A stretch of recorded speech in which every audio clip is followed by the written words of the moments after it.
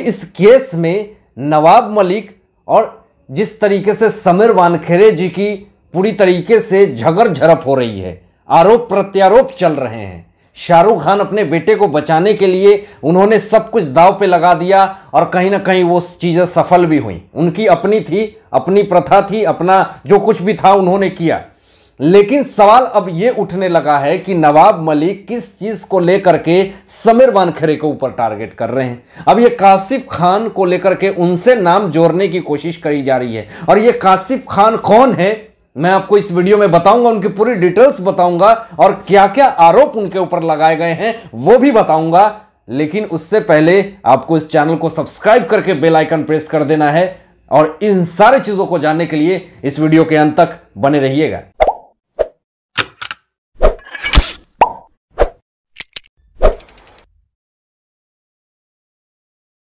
समीर वानखेड़े एक ऐसे ईमानदार पुलिस ऑफिसर जिन्होंने बॉलीवुड इंडस्ट्री से पूरी तरीके से ड्रग्स को खत्म करने के लिए अपनी पूरी जिंदगी, अपना पूरा जॉब दांव पे लगा दिया। उन्होंने हर एक चीज दांव पे लगा दी और यहां पर जिस तरीके से पूरा देश और दुनिया उनके सपोर्ट में है और आज भी पूरा देश और दुनिया उनके सपोर्ट में है।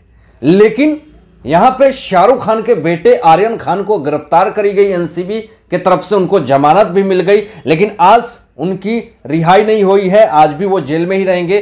कल सुबह चांसेस है कि उनको आर्थर रोड जेल से निकाली जाएगी और उनको मन्नत भेजा जाएगा, क्योंकि जो बेल की कॉपी थी वो सबमिट नहीं हो पाया आर्थर जेल में। खैर, सबसे पहले आपको बता दूं कि ये लड़ाई जो चल रही थी वो चल रही थी ड्रग्स से। जो बॉलीवुड में जिस तरीके से, ये नहीं कि पूरा बॉलीवुड ही ड्रग्स में डूबा हुआ है, कुछ लोग मिलकर के पूरे बॉलीवुड इंडस्ट्री में ड्रग्स का समुद्र जो है वो बहा रहे हैं, जिसमें कि बहुत सारे लोग की जिंदगी जो है वो कहीं ना कहीं डिप्रेशन, एंजाइटी और वो सुसाइड तक बात चल जा रही है।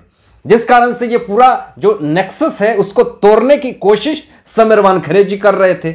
लेकिन इन सब चीजों को सपोर्ट करने के बजाय इसमें एनसीपी नेता नवाब मलिक जी जिस तरीके से आ जाते हैं और आरोप पे आरोप प्रत्यारोप जिस तरीके से वो एनसीबी के जोनल हेड समीर वानखेड़े जी के ऊपर लगाने लगते हैं, तो यहां पे पलटवार भी पूरी तरीके से हो चुकी है। उनके खिलाफ हो सकता है कि अब जांच भी बैठ सकती है नवाब मलिक की तरफ से, डिफेमेशन केस भी हो सकता है।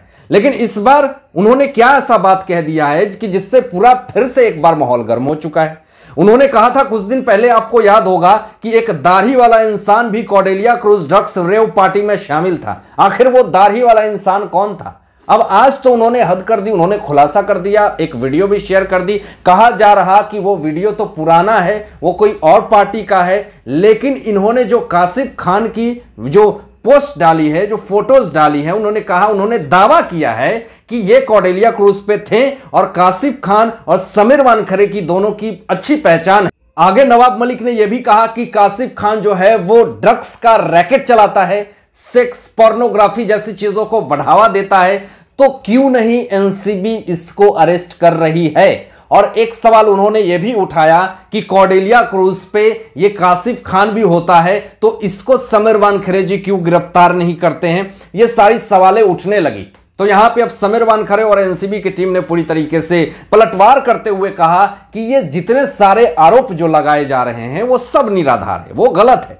हम ना कोई कासिफ खान को जानते हैं और अरेस्ट करने की अगर बात करी जा रही है तो फिर मुंबई पुलिस क्या कर रही है? सारा कुछ एनसीबी ही करेगी। आप एनसीबी के ऊपर कार्रवाई करने के लिए एसआईटी टीम गठन कर सकते हैं, लेकिन जिस तरीके से पूरा ड्रग्स नेक्सस चल रहा बॉलीवुड में, उसके खिलाफ आप कुछ नहीं करेंगे, बल्कि और आप उसमें पूरी तरीके से भांडाफोड़ करने की कोशिश करेंगे। आप सबूतों के साथ छेड़छाड़ करेंगे, आप गवाह को भटकाने का काम करेंगे। इस तरह के भी आरोप उनके ऊपर लग रहे हैं। लेकिन अब जो आपको बता दूं कि उनकी पत्नी जो क्रांति रेडकर जी हैं, उन्होंने कहा है कि अब तो इस पे पूरी तरीके से इन्वेस्टिगेशन चलनी चाहिए और कौन लोग जो हैं वो पंच को फोड़ने का काम कर रहे हैं, गवाह को भटकाने का काम कर रहे हैं, इस केस को अलग दिशा धारा देने की कोशिश कर रहे हैं। अगर इस पे विजिलेंस की टीम तो जांच कर रही है, जो दिल्ली से आई है 6 टीम, वो अच्छी बात है। उन्होंने आगे कहा कि अगर इस पे जांच होगी तो बहुत बड़े बड़े मंत्री, संतरी, नेता, अभिनेता, सारे लोगों का नाम सामने आएगा। तो ऐसी स्थिति में समीर वानखेड़े जी पूरी तरीके से बेदाग हैं और कहा भी गया है कि अगर अच्छाई पे बुराई की जीत हो जाए तो समझिए कि आप कलयुग में हैं। और आज कहीं ना कहीं जो समीर वानखेड़े जी हैं वो कहीं ना कहीं इस बॉलीवुड इंडस्ट्री से ड्रग्स के नेक्सस को खत्म करना चाहते हैं। और आज उन्हीं पे जिस तरीके से एक गिरफ्तारी की तलवारें लटक रही हैं, वो अपने इंसाफ के लिए बॉम्बे हाईकोर्ट दौड़ रहे हैं कि सीबीआई की जांच हो। हालांकि ये तो झटका लगा है उनको, सीबीआई के जांच की जो अपील उन्होंने बॉम्बे हाईकोर्ट में करी थी उसको खारिज कर दी गई। लेकिन ये एक जरूर फायदा हुआ है उनको कि 3 दिन पहले मुंबई पुलिस अरेस्ट करने से पहले समीर वानखेड़े जी को नोटिस भेजेगी। लेकिन सवाल अभी भी वही उठता है कि जिस तरीके से नवाब मलिक कासिफ खान का नाम जोड़ने की कोशिश कर रहे हैं समीर वानखेड़े जी के ऊपर से, तो आज प्रेस कॉन्फ्रेंस में कासिफ खान सामने आकर के इस बात का उन्होंने खुलासा किया कि मैं न नवाब मलिक को जानता हूं और ना ही मैं समीर वानखेड़े जी को जानता हूं। वो कौन है, मैं उनसे कभी मिला भी नहीं, ना मैं कोई ड्रग्स पार्टी में गया, ना मैं कोई ड्रग्स ऑर्गेनाइजर पार्टी हूं, ना कॉर्डेलिया क्रूज में गया। और मेरा नाम क्यों इसमें नवाब मलिक जोड़ रहे हैं ये मुझे समझ में नहीं आ रहा है। मैं कोई पोर्नोग्राफी या फिर सेक्स रैकेट नहीं चलाता। इस तरह के आरोप जो कुछ भी मेरे ऊपर लगे हुए हैं वो बिल्कुल ही निराधार है। तो इस पर से जो कासिफ खान है उन्होंने तो पूरी तरीके से बयान दे दी।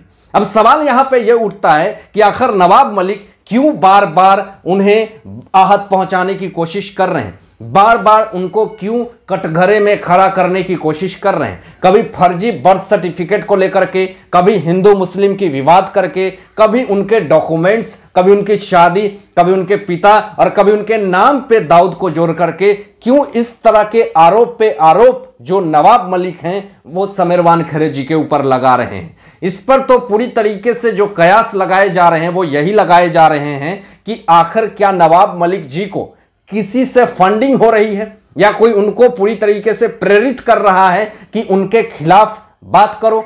आगे नवाब मलिक जी ने यह भी कहा कि जिस तरीके से योगी आदित्यनाथ जी चुपचाप मुंबई के ताज होटल में आकर के लोगों से, सेलिब्रिटी से बात करके ये सोच रहे हैं कि मैं पूरे बॉलीवुड इंडस्ट्री को बदनाम करके, पूरे एक्टर एक्ट्रेस को यहां से भगा करके मैं यूपी में नोएडा में फिल्म सिटी बनाऊंगा और यूपी वुड बनाऊंगा, गंगा तट के किनारे फिल्म वुड बनाऊंगा, तो ये उनका सपना धरा का धरा रह जाएगा, ये होने वाला नहीं। उन्होंने आगे यह भी कहा कि पूरे बॉलीवुड इंडस्ट्री से लाखों लोगों के घर चल रहे हैं और ये इस तरह के अगर काम करेंगे तो ये लाखों लोगों के पेट पे लात मार देंगे। लेकिन क्या लाखों लोगों के घर चल रहे हैं या नवाब मलिक के घर चल रहे हैं, ये तो सवाल अब खड़े होने लगे हैं उनके ऊपर। आखिर जो योगी जी ने सोचा है वो इस देश के युवा के लिए उन्होंने सोचा है कि जिस तरीके से बॉलीवुड इंडस्ट्री में नेपोटिज्म चल रहा, जिस तरीके से ड्रग्स के समुंदर में सारा बॉलीवुड इंडस्ट्री खोया हुआ है, अगर बीजेपी नेता अगर इस चीज को सोच रही है तो क्या गलत सोच रही है, ये अभी तक बहुत बड़ा सवाल है। क्या मुंबई में जो सारी चीजें हो रही हैं, वो फिल्म इंडस्ट्री को लेकर के जो चीजें हो रही हैं, क्या ये पूरी तरह से राजनीतिक हो चुकी है? क्या पूरा फिल्म सिटी को ही उठा करके कहीं दूसरे जगह लाने की कोशिश करी जा रही है? हालांकि इन सारे मुद्दों पे, इन सारे बातों पे आप लोगों की क्या सोच है, आप लोग क्या सोचते हैं इस विषय में, अपनी विचार जरूर व्यक्त कीजिएगा। तो आज के लिए बस इतना ही, मिलते हैं एक लेटेस्ट खबर के साथ, ब्रेकिंग न्यूज के साथ। तब तक दीजिए इजाजत, अपना ध्यान रखिएगा, ख्याल रखिएगा। Thanks for watching my video.